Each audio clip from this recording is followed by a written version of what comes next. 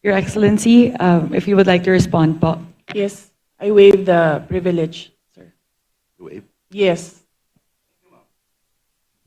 We now recognize Minority Leader Congressman Antonio Tenio. Maraming salamat, Mr. Chair. Magandang umaga po sa Office of the Vice President at sa Vice President. Well, unang tanong po ay kaugnay sa presentation na binigay ng Vice President. Napansin ko po roon nasa budget na 903.4 million for 2025.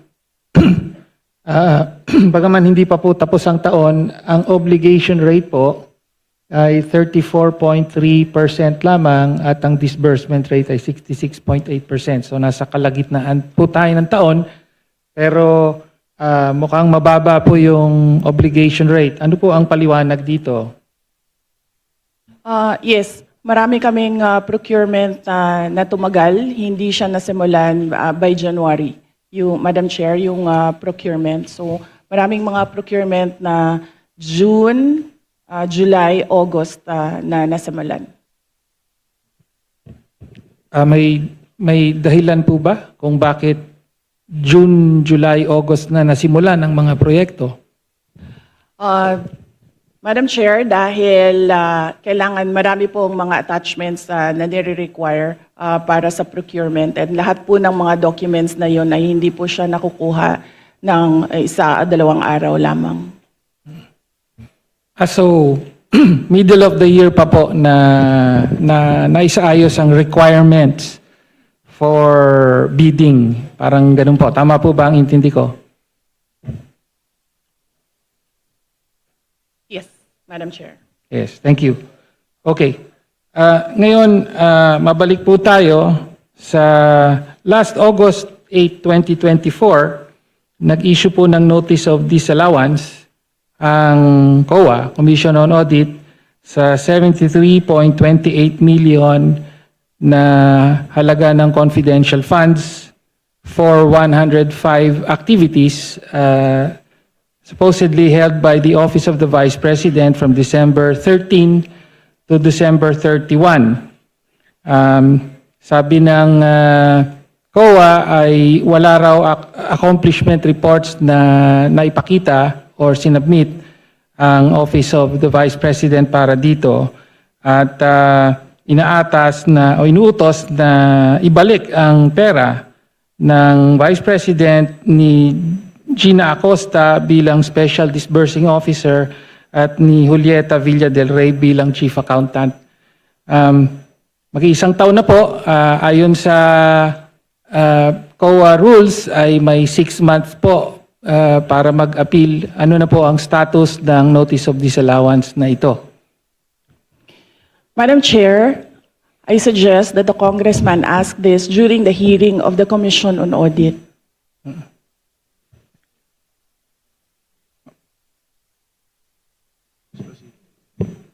Madam Chair, I'm asking the question now from the Office of the Vice President. Madam Chair, this is a status of documents inside the Office of the Commission on Audit. So it has to be the Commission on Audit who will answer what is happening to this Notice of Disallowance. Nagsubmit po ba ng appeal ang Office of the Vice President sa Notice of Disallowance? Kung yung Congressman Tenio, kung ang Notice of Disallowance was rectified by COA, wala na po yun. Pero kung yung Notice of Disallowance ay meron na silang final adjudication, and then merong order yon na final yung Notice of Disallowance. So, for your information, I will check with COA and get the records and give it to you. Thank you. Thank you, Chair. Well, next question po ay kaugnay po sa Notice of Disallowance. Ang sabi po kasi ng COA, December 3, yung mga 105 activities na inilunsad dun sa mga dinisilaw na activities ay nangyari between December 13 to December 31.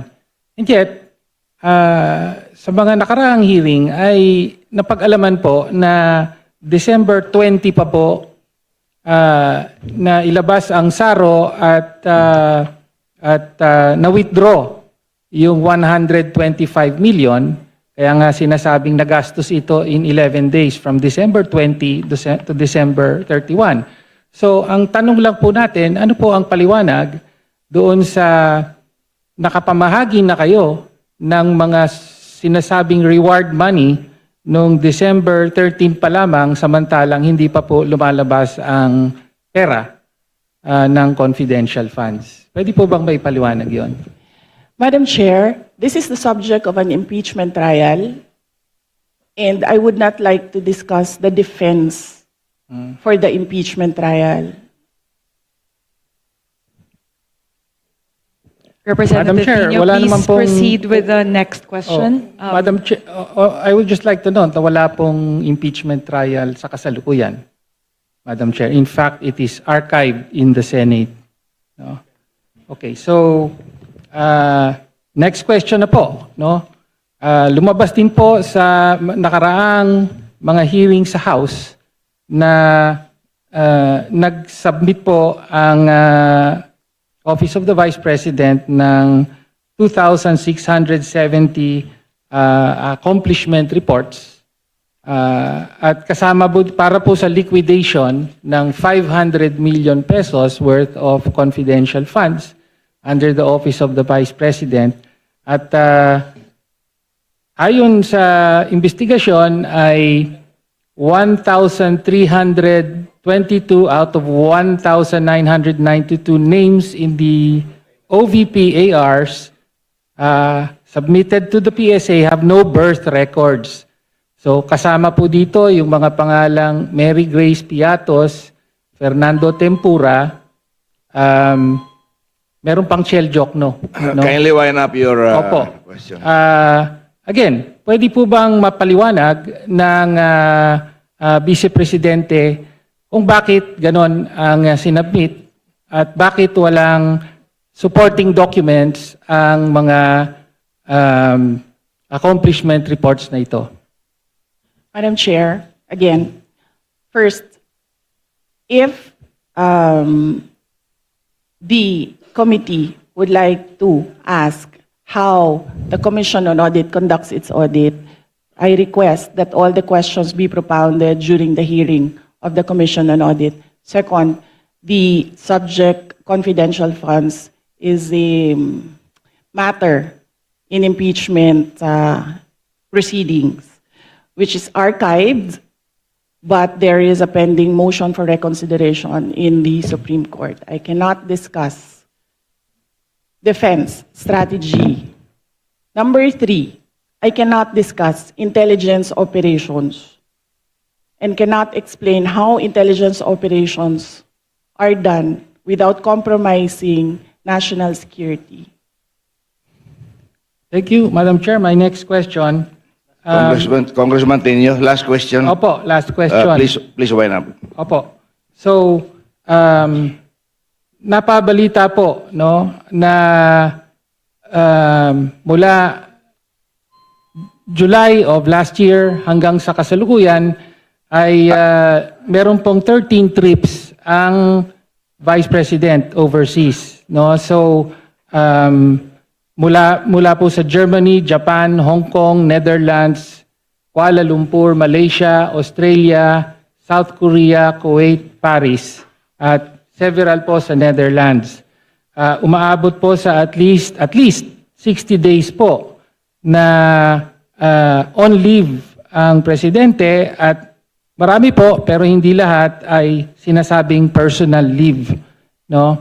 So sa mga trips po na ito, ilan po ang naging personal leave at ilan ang on official duty at magkano po ang total na budget na ginastos ng Office of the Vice President para sa mga official leave at personal leave na nangyari? So it'll Madam be the Chair, yes. last question, Madam Vice President. Yes. Madam Chair, may I ask what date do you want me to start with the destinations?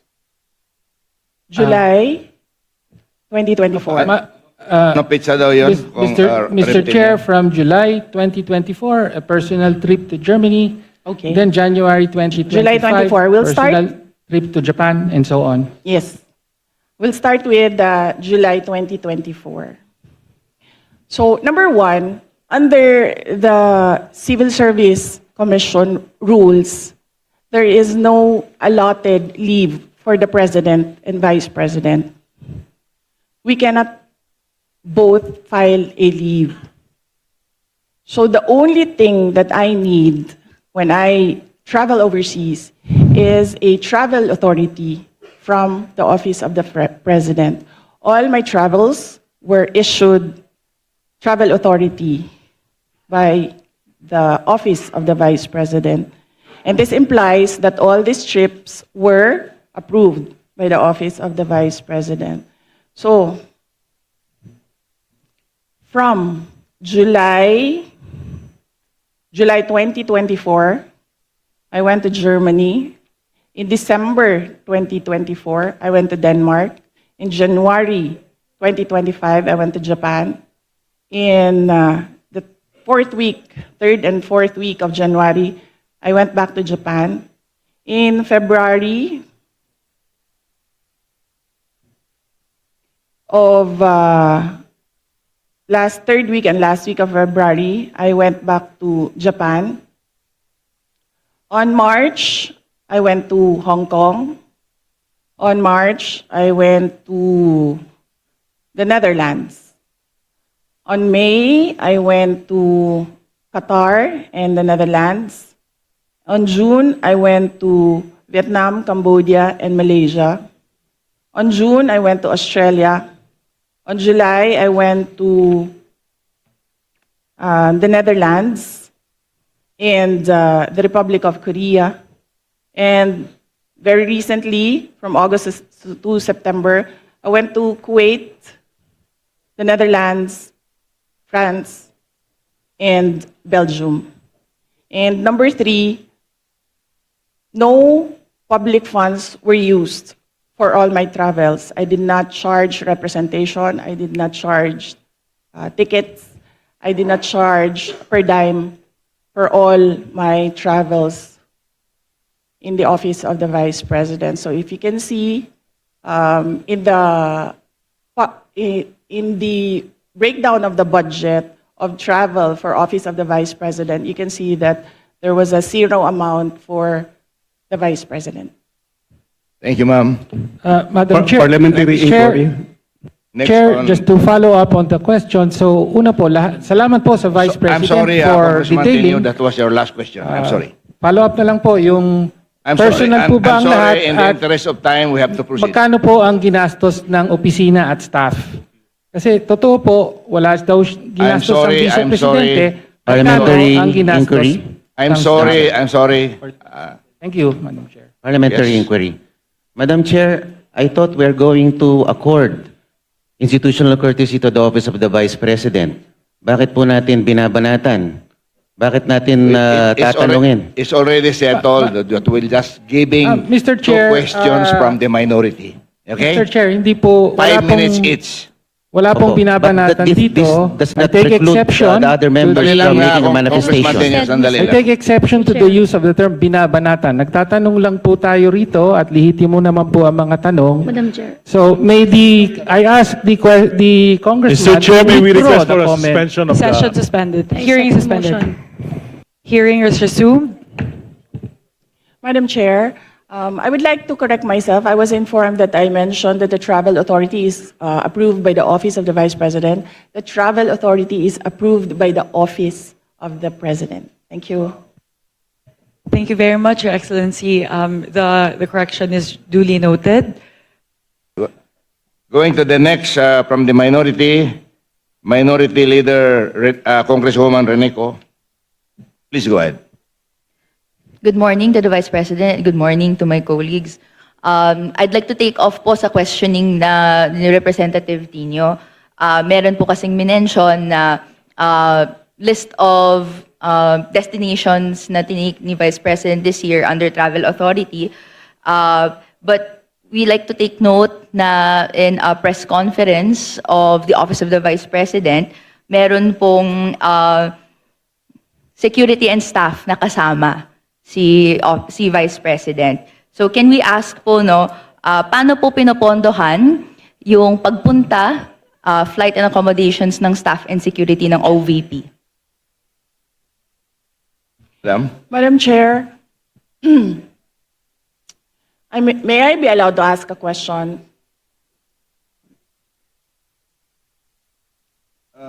Depende sa nature, Madam Vice President. Yes. Magpinsan po ba si congressman ko ngayon tsaka si Zaldico? Ano po yun? Gusto ko Mr. lang Chair, I can malaman. answer. Are they relatives, sir? Please answer, Congresswoman Rene. I have no familiar relation po to Zaldico or to Representative Zaldico or any of their relatives po. Thank you, Madam Chair.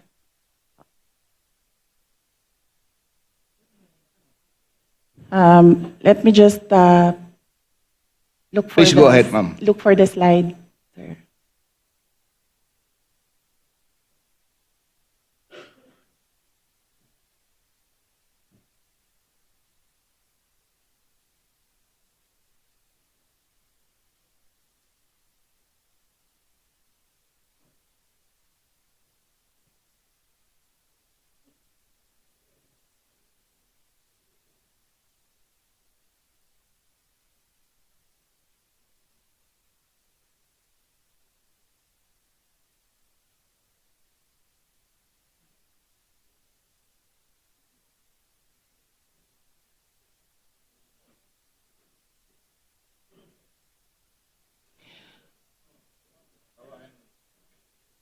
So, Madam Madam Vice Chair. President, please go ahead. Yes. So we are talking about international travels, no, as of July 31. So for two travels in Southeast Asia, for the security, it's 474,646.93 pesos. Southeast Asia. For the security, it's 474,646.93 pesos. And for the OVP personnel, these are for two trips, 463,733.6 for a total of 938,379.99. For one trip to Australia, for the security, it's 438,383.26. And for the OVP personnel, it's 206,988 for a total of 645,371. For the Middle East and Europe, 3 trips. The total is for the security is 2,922,869.98, and then for the OVP personnel, that's 1,825,329.47 for a total of 4,748,199.45. For 3 trips in East Asia, the security budget was 1,141,937, and for the OVP personnel, 0, because they did not join these trips. And the total is 1,141,937. The total for 9 trips for both the security and OVP personnel is 7,473,887.70. Thank you, Madam Vice President. Congresswoman Ko. Mr. Chair, may we request a detailed copy of the report that the Vice President gave in relation po sa spending po ng security and staff for foreign trips abroad. We will request the Office of the Vice President to supply the committee with such record. Thank you, Madam. Yes, sir. Mr. Chair, I'd like to ask another follow-up question. Ilan po yung staff and security na dala po ng Office of the Vice President in these trips na funded po, na of this breakdown ng fund na binigay?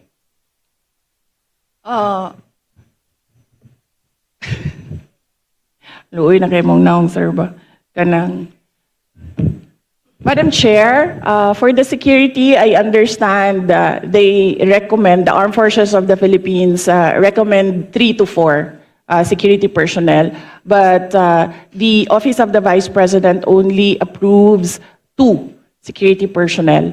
And for the Office of the Vice President personnel, that's 1 ceremonial and diplomatic affairs employee, 1 for MPRD, that is the media relations and public affairs division, and then 1 for as assistant to the vice president. So those are the approved personnel who joins the vice president in her trips. So, to clarify, Mr. Chair, these personnel in total ay sinagot ng OVP fund of totaling 7.4 million pesos sa ating mga foreign trips. Madam Chair, not all foreign trips, as I mentioned. Security is always recommended by the Armed Forces of the Philippines, but some trips do not have OVP personnel because there are only 3 trusted OVP personnel who can do the work that I demand from them, and sometimes they are not available. Okay. Congresswoman Ko. Thank you, Madam Chair. So to confirm, ito pong mga trips na to that was mentioned, are these trips personal in nature that required po yung presence ng personnel and staff? Yes, sir, Mr. Chair, I believe, with all due respect with my colleague in the minority, I believe the question is irrelevant. Because even if the Vice President travels on her personal capacity, we cannot disassociate herself from the office of the Vice President. She's still the Vice President. The Exactly. reason for the travel is business, but she could also travel in her personal capacity, but she's still the Vice President. So I believe the question is irrelevant. With all due respect with my colleague. Mr. Chair, thank you. just to respond po, no, this is just a mere question, whether the nature of the trip is personal or business po, no, or whether it's official. This is a question that I'd like, that could be posed, and I hope to post po to the Madam Vice President. Madam Chair, it depends. If I have activities for the Office of the Vice President abroad, the 3 OVP personnel join the trips. But if the trip is purely personal and I do not have events for the Office of the Vice President, they do not join the trips. So in the graph, in the table that I mentioned earlier, those were the trips that the 3 personnel from the Office of the Vice President joined. But in the case of security personnel, this is something that is beyond the Office of the Vice President. It is decided by the Armed Forces of the Philippines. Thank you, Madam Vice President. Okay, thank Congresswoman you. Ko. Thank you, Mr. Chair. Hope satisfies your question. Thank you. My next question is in relation po to a line of questioning and in relation to the unqualified opinion that the COA issued to the Office of the Vice President. But after that, 60 days was provided to the Office of the Vice President to issue corrections po to certain errors made. Upon questioning the COA in its budget hearing, nagbigay po sila ng additional details kung saan may nakita daw po kasing 3.8 million pesos worth of equipment not accounted for in the OVP submission. Ito po ay mga errors found in the 2024 annual audit report. Can the Vice President explain this error po, Mr. Chair? Madam Chair, the Office of the Vice President from 2022, 2023, and 2024 received unmodified opinions from the Commission on Audit. And I would like to take this opportunity to thank all my colleagues in the Office of the Vice President for being faithful to transparency and accountability in our office. The reason why we have comments from the Office of the Commission on Audit is because of system and improvement in processes. So these are basically documentations that the Commission on Audit require of transactions. And we have already updated our manual of operations in the OVP to reflect comments from the auditors. Thank you very much, ma'am. And if you can, if possible, if that is not classified, you can give a list to the committee para kami na po magbigay doon sa minority. Thank you very much. The manual of operations, sir? Okay, sir. Let me just discuss this with the executive committee. Kasi pinaghirapan din namin ito, Sir Gawin. Baka kopyahin lang din ng minority. It's your prerogative, Madam Vice President. But Madam in Go. relation to that po, Mr. Chair, Okay. we would be interested in the report kung ano po yung 3.8 million pesos that required correction po doon sa COA audit report in 2024. Would that be possible po, Mr. Chair? Madam Chair, as I said, all questions about all documents inside the Commission on Audit is best to be directed to the auditors or the representatives of COA in the budget hearings. Thank you.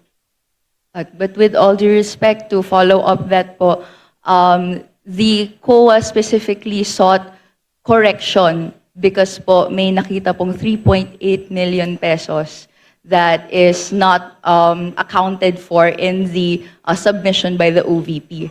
So the burden of the submission is actually with the following agency. So, which is why in the exercise of legislative oversight, we would like to be enlightened kung ano po yung error na po ito. And tama po, para maiwasan in the future, a report po on what it is would be appreciated. So, ang question ko po is, would that be possible po, Mr. Chair? Madam Chair, usually the Commission on Audit, the auditors review documents, and sometimes they do not see the attachments in the correct submissions. Sometimes the attachments that are required are found in other submissions and reports.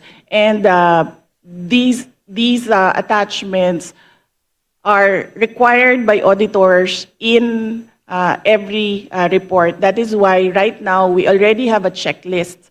If this is the process, if this is the project, there is a checklist on the attachments because auditors review the documents and the auditors require the attachment of documents, and sometimes these documents are not attached to a specific report. So what we did, Madam Chair, is create a checklist and to improve the system.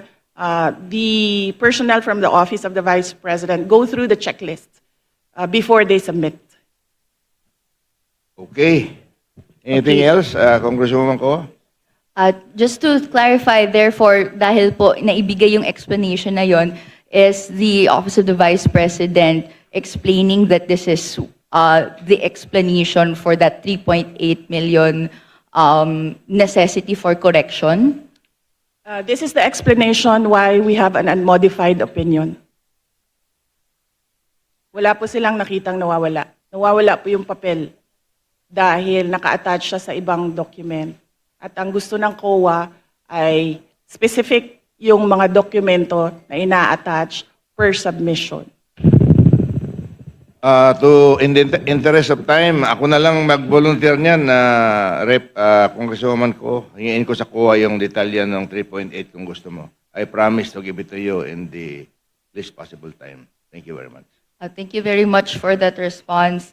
My next question would be in relation po, we're asking this question po, Mr. Chair, dahil kung may necessity for correction for this 2024 audit report, and then meron pong other audit reports in the past that have found that there are deficiencies and delays, gusto nating hindi na po mangyari siya. Can I ask the Mr. kindly Chair, wind up. what assurance do the people have na sumusunod na ngayon ang Office of the Vice President sa guidelines on disbursement and other proper fiscal procedures, given that there were reports last year that hindi po ito na sunod po according to procurement guidelines po? Mr. Chair, again, with all due respect with my colleague, the office of the Vice Representative President Sonday, will please on wait to modified be Order, acknowledged. please. You're not acknowledged. Please wait to be acknowledged by the chair. We'll let the Is that the last question, Madam Vice President? We'll let the Madam Vice you have the President option to respond. Respond or not. My apologies, Vice Chair Pepito Alvarez. May I request for an orderly conduct of the hearing for the members to please wait to be acknowledged by the chair before you make a statement. Thank you very much. The floor is now with the Vice President to respond to the question of Representative Go. Yes, Madam Chair, as I said earlier, I don't know if everyone heard it. Every time we receive a comment from an auditor, we update our manual of operations. In order no missing items would be in the next expenditure program. Is that correct? Yes, sir. Thank you very much. Congresswoman Ko, that winds up your Thank questioning. you for that response, Mr. Chair. This will be my last question po. Okay. In relation po doon sa ibang mga items in the budget before, we have taken note that if confidential funds of the Office of the Vice President, according and as revealed to the good governance hearings, was dispersed to the security heads or the VP-SPG. May I ask po, no, bakit po dispersed siya to the VP-SPG or the security heads, pero ang nakalagay sa Joint Circular Number 2015-1 issued by DBM and COA that it should be dispersed to the Special Dispersing Officer? Madam Chair, this is the confidential funds is a subject of impeachment proceedings. Is a subject of the articles of impeachment from the House of Representatives, and I would not like to discuss the defense strategy, particularly because the prosecutors will come from the House of Representatives. Okay, Mr. Chair, my final question. No, Ito na I'm po sorry. yung last one. I'm sorry. Hindi na po siya That's part the ng last question. individual- Madam Yes, Chair. I'm po, sorry. Mr. Chair. I'm sorry, that's the last question. Madam Chair. Madam Chair, may I be recognized? Yes, Senior Deputy Minority Leader. I move that we terminate the budget hearing on the proposed budget. Second. Second. Second the motion. Second. Budget hearing for the Office of the Vice President is hereby terminated. Thank you very much. Thank you very much to Her Excellency, the Vice President, Sarah Zimmerman Duterte, and to all the members of the Committee on Appropriations for today's hearing. Thank you very much po, Madam Vice President. May I solicit another motion from the body? Madam Chair, I move to suspend the hearing until 1:30 p.m. Second today. the motion, To Madam give Chair. way to the hearing of the Department of National Defense at 1:30